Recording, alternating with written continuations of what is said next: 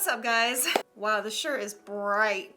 I need to not wear white in my videos anymore. Anyways, what's up? I am having a stressful day. Yeah, I'm gonna rant to you about it because I can. So I know I act like I'm 12 most of the time, but I'm 21, I'm an adult, which means I have to pay taxes. And sometimes they get complicated and it is not fun on the adult. So dealing with that all morning since like 6 a.m. They call me non-stop. Like, okay, I'll answer the phone tomorrow, but they want an answer now. So trying to find a bunch of forms and crap, and that's never fun. So I'm gonna film one video when I should really be filming 3. Just do the bare minimum, and then I'm gonna edit and then make myself do some yoga to relax, and then color and eat chocolate pretzels and play Animal Crossing because I need to check on my island and clear some weeds. But as always, please subscribe, follow me on Instagram, links are all down below, and please like and share the video. And comment below something fun you like to do. Me, random fact, I love Sudoku. It's fun and it's a good brain teaser game trainer. It's good for your head, okay? Anyways, yes, we are watching another Storytime animated. Her links are down below. Go check out her channel. But this video we are about to watch is called I Followed My Boyfriend to the Basement and Instantly Regretted It. She found out his secrets and it got spicy. So let's go. My life is the epitome of a cliche. I grew up in a small town with both parents. They were best friends with the neighbors next door. These neighbors, you guessed it, had a son named Chad. Chad and I knew each other since we were babies, and our parents have the embarrassing pictures to prove it. We eventually started dating during high school. I can't remember us ever having a fight, and I love the fact that he is so protective of me. Hi, my name is Monique, and everything that I'm about to say is the truth, the whole truth, and nothing but the truth. But before I continue, don't forget to like, share, subscribe, and of course, hit the notification bell. Chad proposed to me on my 21st birthday party. After college, most of our friends went their separate ways. Random advice, do not get engaged or honestly in a serious relationship unless they're like your soulmate before you graduate high school. Like, you need to graduate high school, either go to college or go somewhere outside of your hometown and start your life and start to get to know yourself as an adult and an individual, and then you should commit to a serious relationship. Seriously, you will thank me later. Even though I got a degree in business management. Chad got an internship with Dr. Also, it's okay if you don't know what you want to do when you graduate high school. Most adults still don't know what they want to do. They just find a job that pays the bills. Take as much time as you need to figure it out. Dr. Herschel, and he didn't want to move without me by his side. He saw this as a great opportunity to make his name in the science arena. I took a job as a secretary in a law firm. It's not the job that I wanted, but Chad said that we all needed to start somewhere. I feel you. I was just happy to get out of the apartment during the day. A few months after our move, I began having nightmares. Sometimes they would last days. This is random, but I have been having very vivid dreams/nightmares for the past week straight. I know when I fall asleep on my back, I will usually dream, but I've also been sleeping like on my stomach throughout the week, so I don't know why I've been dreaming every single night, and I haven't been eating before I go to bed anymore, so I don't know what's causing it. Weeks may pass before the nightmare reared its ugly head, and every time I woke up dripping with sweat and screaming for help. Monique, it's okay, I'm here.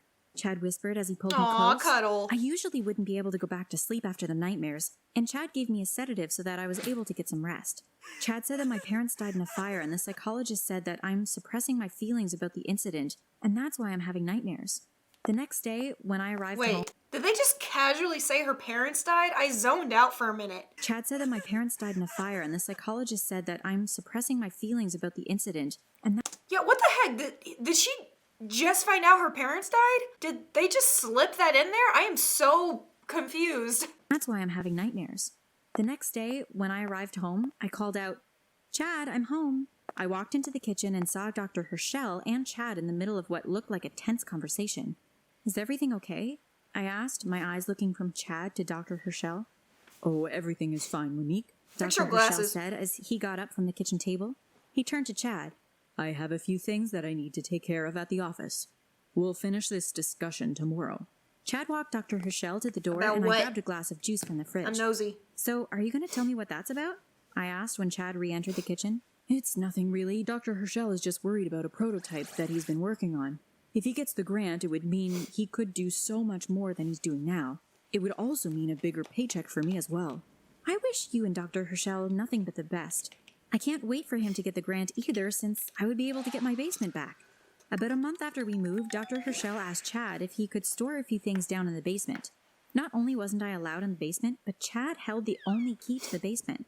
With Dr. Herschel working extra hours on his prototype, it meant that Chad also worked extra hours. This meant that most weekends I was home alone. I'm tired of sitting here doing nothing, I said. I grabbed my keys and decided that I would take a little road trip to the past. I wanted to see the house where I grew up. I missed my parents, and with my wedding coming up, I told Chad that we would go to the courthouse. I didn't want a big wedding. I left a note on the kitchen table for Chad and left. After 4 hours of sitting behind the wheel, I pulled up in front of the house that I grew up in. Girl. I was surprised to see it still standing. I've done Chad 23. said that my parents' house caught fire and they both died in the fire, but here stood the house just as I remembered it. I walked up to the front door and knocked. My mother answered the door. Mom? They're I alive? said as tears swelled up in my eyes. How could this be? My mother looked as though she had seen a ghost. My father came to the door. Honey, who's at the door? My father took one look at me and his entire mood shifted. Is this some sort of joke? Did someone put you up to this? What? Dad, what are you talking about? It's me, Monique. My voice cracked.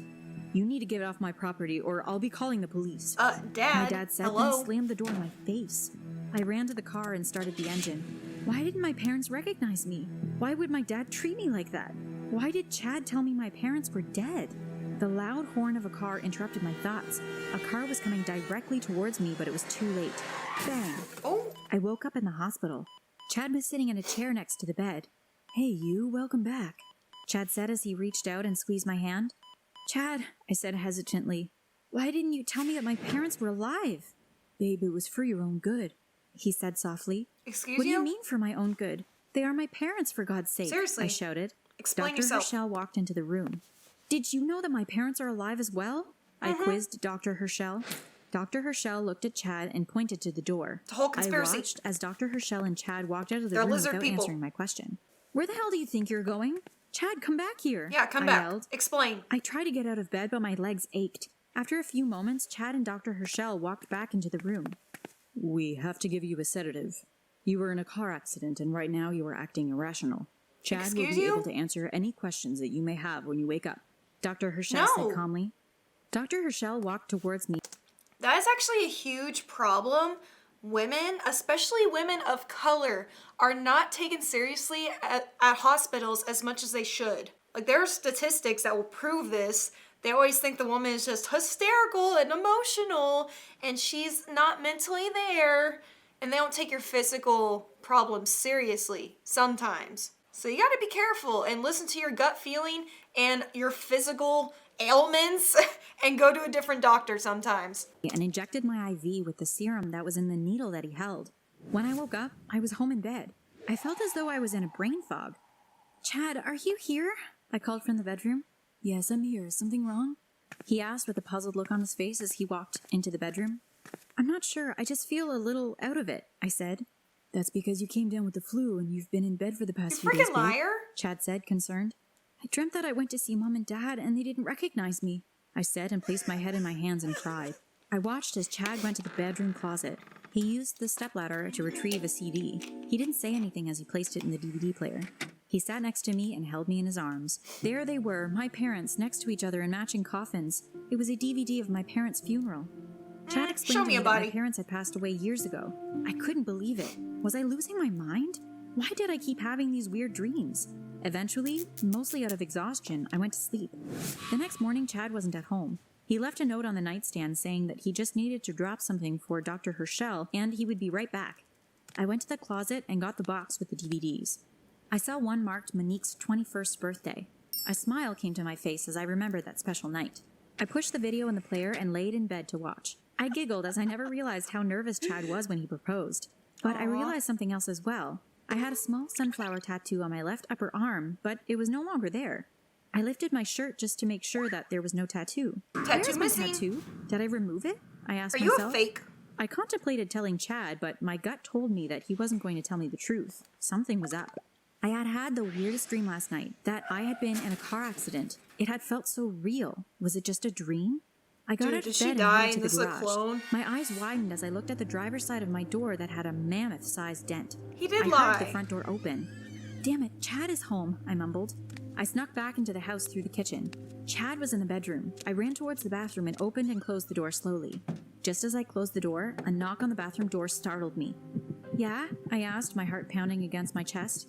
I wonder if he saw me, I thought to myself in a panic. I inhaled deeply.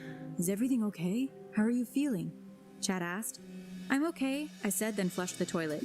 I am feeling a bit lightheaded, though, I said as I washed my hands to continue my ruse. I opened the door and Chad was there waiting. Let me help you to the bedroom, then get you something to eat, okay? No. I nodded in agreement. Once Chad was out of the bedroom door, I got up and quickly returned the DVD to its place and went back to bed and pretended to be asleep. I heard when Chad came back into the room. Monique, I brought you something to eat.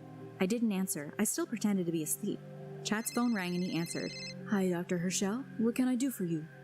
Silence. Then, yes, Dr. Herschel. I even showed her the DVD with the funeral. Silence. Okay, Dr. Herschel. When I get the package tomorrow, I'll place it in the basement for safekeeping. Goodbye, Dr. Herschel. Chad walked out of the bedroom and I opened my eyes and thought, what did I get myself mixed up in? What are y'all talking about? Was this person even Chad? I had so many questions, but I knew that all of my answers were in the basement. I needed to know what was in the basement. When Chad's package arrives tomorrow, I need to get into that basement when he opens that door. I thought to myself, today I need to pretend that everything is okay. Luckily for me, I'm ill, so I can lay in bed for the rest of the day away from Chad. The day dragged. It felt as though 1,000 years had passed. I drifted into a restless sleep that night as I was awakened by nightmares. I shot up in bed and looked around wide-eyed as I tried to catch my breath.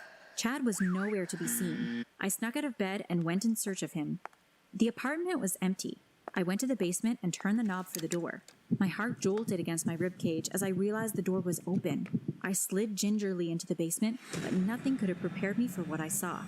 I wasn't the only girl in the basement. As I walked further into the basement, people? I counted at least 30 girls. 6 girls She a in clone! 5 rows. What the hell, Chad? I gasped in disbelief. Each girl was attached to a tube and surrounded by a thick, transparent silicone. You've died Each like 3 girl times. looked like me. Yes, Monique, they are clones. Chad's voice echoed behind me. I spun around.